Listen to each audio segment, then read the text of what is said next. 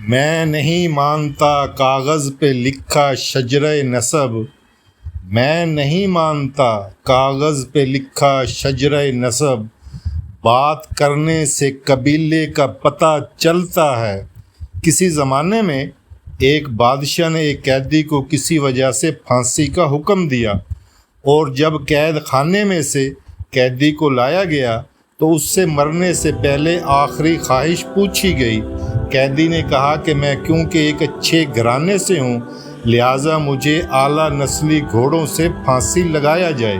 اس زمانے میں پھانسی کے تخت پر چڑھا کر گھوڑوں سے باندھ کر گھوڑوں کو دوڑا دیا جاتا تھا، اس طرح پھانسی کی سزا ہوتی تھی۔ خیر گھوڑوں کو لایا گیا تو قیدی بول اٹھا، ان میں سے ایک تو نسلی ہے پر ایک نسلی نہیں ہے، لہٰذا میری آخری خواہش مکمل نہیں ہوئی۔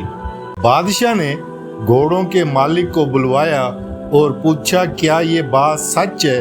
گھوڑوں کے مالک نے جواب دیا بالکل، ایک اصل نسل کا ہے لیکن دوسرے میں گدھے کا ملاپ شامل ہے۔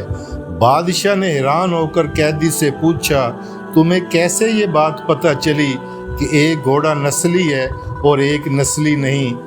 قیدی نے کہا جو نسلی گھوڑا ہے وہ بڑے آرام سے کھڑا تھا، جبکہ جو ملاپ والا گھوڑا ہے وہ گدھے کی طرح کبھی ادھر ٹانگ مار رہا تھا، کبھی منہ پھیر کر، کبھی اچھل کر، کبھی اس طرح کی حرکت کر رہا تھا جس سے مجھے معلوم ہوا۔ بادشاہ قیدی کی دانائی اور سوچ سے بڑا متاثر ہوا اور قیدی کی پھانسی منسوخ کر کے اپنے وزیر سے کہا اس کی ایک روٹی میں اضافہ کر دیا جائے۔ کچھ دنوں کے بعد بادشاہ کے دربار میں ایک سونار 2 ہیرے لے کر حاضر ہوا اور بادشاہ کو کہا اگر آپ کی رعایا میں کوئی یہ بتا دے کہ ان میں سے کون سا ہیرا اصلی اور کون سا نکلی اور اس اصلی اور نکلی میں فرق بتا دے تو میں آپ کو دونوں ہیرے انعام میں دے دوں گا۔ بہت سے لوگوں سے پوچھا مگر کوئی مکمل جانچ نہ کر سکا۔ بادشاہ کے دماغ میں قیدی کا خیال آیا۔ بادشاہ نے اس کو دربار میں حاضر ہونے کا حکم دیا۔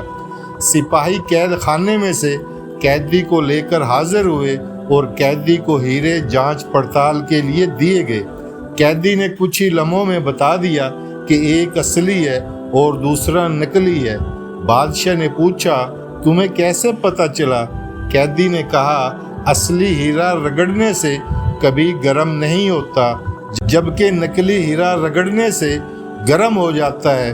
سونار نے وہ دونوں ہیرے بادشاہ کو انعام میں دے دیے اور چلتا بنا۔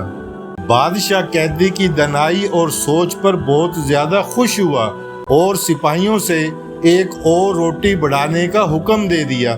دوپہر کو جب سپاہی قیدی کو ایک اور روٹی اضافے کے ساتھ دینے آئے تو قیدی نے کہا بادشاہ بھی مجھے کسی لانگری کا بیٹا لگتا ہے۔ سپاہیوں نے قیدی کی یہ بات بادشاہ تک پہنچا دی۔ بادشاہ کو غصہ آیا اور سپاہیوں سے قیدی کو دربار میں حاضر ہونے کا حکم دیا اور قیدی سے اس بات کی وضاحت مانگی گئی۔ قیدی نے بادشاہ کو کہا اپنے خاندان کے بارے میں کسی سے پتہ کروا لو۔ بادشاہ کی سلطنت میں سب سے ادھیڑ عمر آدمی کو ڈھونڈا گیا اور اس سے بادشاہ کے آباء و اجداد کے بارے میں پوچھا گیا۔ اس ادھیڑ عمر آدمی نے بتایا کہ یہاں اس بادشاہ سے پہلے اس کا باپ بادشاہ تھا، لیکن وہ بادشاہ بننے سے پہلے لانگری تھا کیونکہ اس بادشاہ سے پہلے ایک بادشاہ تھا، اس کا اپنا کوئی بیٹا نہ تھا۔ اس بادشاہ نے اعلان کیا کوئی ایسا آدمی جو میری رعایا کو بھوکا نہ مرنے دے، تو آپ کا باپ اس بادشاہ کا لانگری تھا، اس دربار کا۔ اس نے حامی بھری کہ میں رعایا کو بھوک سے نہیں مرنے دوں گا۔ اس طرح بادشاہ سلامت آپ کے باپ کو سلطنت دی گئی تھی۔ بادشاہ نے قیدی سے پوچھا تمہیں کیسے پتہ چلا کہ میں لانگری کا بیٹا ہوں؟ قیدی نے کہا میں نے جتنے حکمت اور دانائی کی باتیں تمہیں بتاتا تم بجائے مجھے آزادی دینے یا ہیرے جواہرات کی بجائے میری روٹی میں اضافہ کر دیتے تھے۔